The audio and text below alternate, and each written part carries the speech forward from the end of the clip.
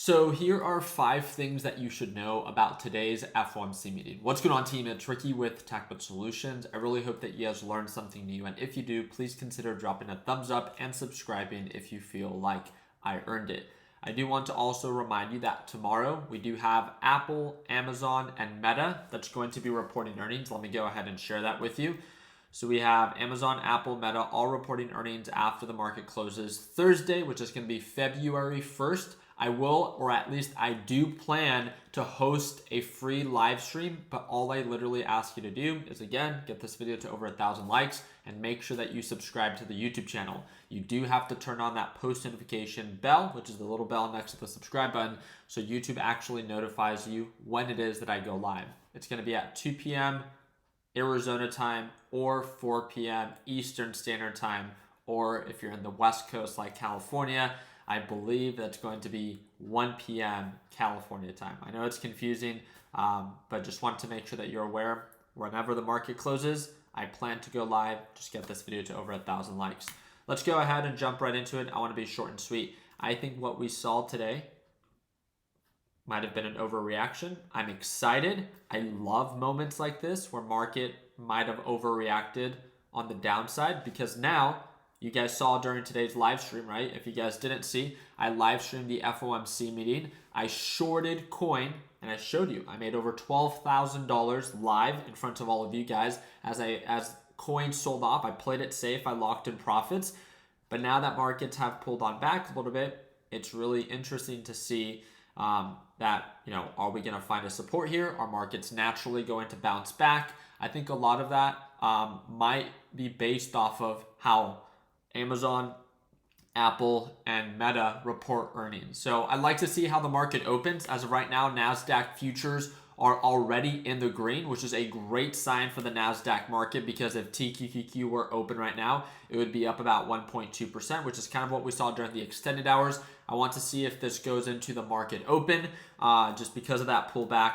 But what was shared today and why did the market sell off? So there are 5 things I'm going to be sharing with you, but there's one very specific thing that once it was announced, we saw more selling pressure. Let's keep it short and sweet. So the first thing is the verdict for the FOMC was that today, during the FOMC meeting, the Federal Reserve decided to pause interest rates. They did not raise interest rates. They didn't drop interest rates or cut interest rates. They paused, meaning that they kept it at the same 23-year high when it comes down to interest rates. A quick little summary. Why are interest rates important? Again, for people like you and I, if interest rates are high, it makes it more expensive for us to borrow money. The Federal Reserve was raising interest rates, so it's more expensive for people like you and I to borrow money and businesses to borrow money to slow down the economy because inflation was too high. But again, that's getting a little bit too into it. So the Federal Reserve mandated for rate cuts and has a dual mandate. So this was something that was rather unique. This dual mandate, what it is that it covered is that they plan to focus on keeping both inflation and unemployment low. Do you guys remember where they wanted unemployment to kind of go up? They wanted the unemployment rate to originally rise, and they wanted inflation to originally drop. Now they want to focus on both keeping unemployment low and also rates low, inflation low. So I think that's something interesting to at least highlight. This is the most important part. This is when I really began to see the market shift. So if we look at the 1-minute time frame, you can see that originally the market began to go up once Jerome Powell began to speak. It's during his speech, market naturally gapped up. Again, feel free to watch today's live stream. You can watch it on my YouTube channel. Go under live, and you'll see the most recent one. It says FOMC meeting live stream. But then quickly we began to change direction, and then we saw a lot of selling pressure that went into the close. What was said? The big focus is because we are at a 23-year high for our interest rates. I want you to understand this. We are expecting that the Federal Reserve is going to be cutting interest rates soon. That's been the big focus for 2024, because the big focus for 2023 was that we were increasing interest rates. Now we wanted to make it more affordable, right? We want interest rates as a whole to go down. So this is what the market wants. This is what we're all waiting for. But they said no rate cuts in March. At least that is the sentiment and what currently got factored in. Once this was announced, the question by one of the reporters or one of the analysts was, can we expect a rate cut as soon as March? And the simple answer was no. I don't think that it's likely that the committee will reach any level of confidence by the time of the March meeting. I thought that was the biggest takeaway.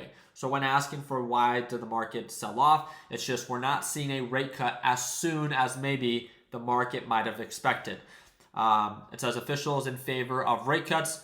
That's just saying, that's pretty much just covering that, yeah, most of the people that are part of the Federal Reserve all agree that, yes, there are rate cuts coming in 2024, just not as soon as March.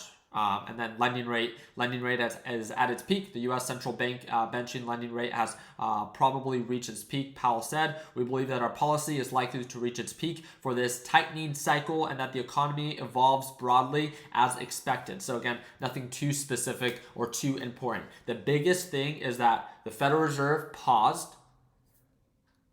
And I would say the second biggest thing would have to be that as soon as March, we cannot, or most likely will not, based off of current economic data, support the case of a rate cut. Now, this can change because they are taking things meeting by meeting. And this is something that he said where, again, if economic data continues to support the case of low inflation and low unemployment, then yeah, they can maybe support the idea of rate cut sooner than later. So something that we can bring back into the conversation as we get closer to March with CPI data report, with all the different job reports that might be released. But I wanted to make sure that you had an understanding of what it was that was said that caused maybe a little bit more fear and more selling pressure and ended putting the market in the red, right? So other than that, I wanted to leave you guys with a simple little message before you guys head to bed. And this is by a quick little book. It's literally just a little snippet. I shared it with my LPP team during today's live. And it says, it's very simple. It says, success is as dangerous as failure. Hope is as hollow as fear.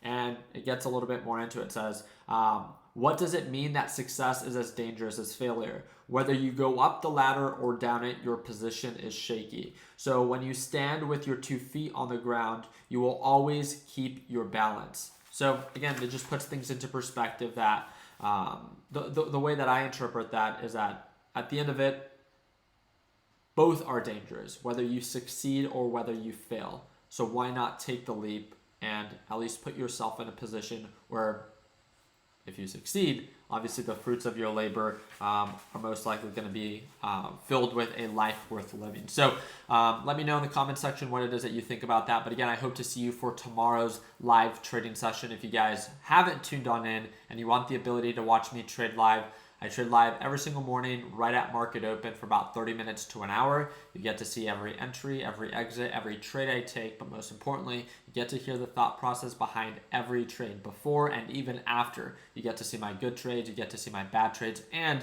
you also get access to our A to Z video lesson library that's designed for complete beginners. And if you're tired of making the same mistakes over and over again, and you finally want to start 2024 off strong, again, I'd love to invite you to our 50% off discount. This is the biggest discount that we offer, and yes, it's a one-time payment, lifetime access, and it's the second link in the description down below. So a little heads up, if you sign up by tonight, you can watch me trade live as soon as tomorrow when the market opens. So again, if you have any questions before signing up, shoot me a DM via Discord or via Instagram, and that's the first or third link in the description down below. And don't forget, I use the Webull trading application. They have a sign-up bonus going on right now. If you use my link, which is the 5th link in the description down below, you'll earn up to 12 free shares, especially if you're tired of your old and outdated trading brokerage. You can have more than one.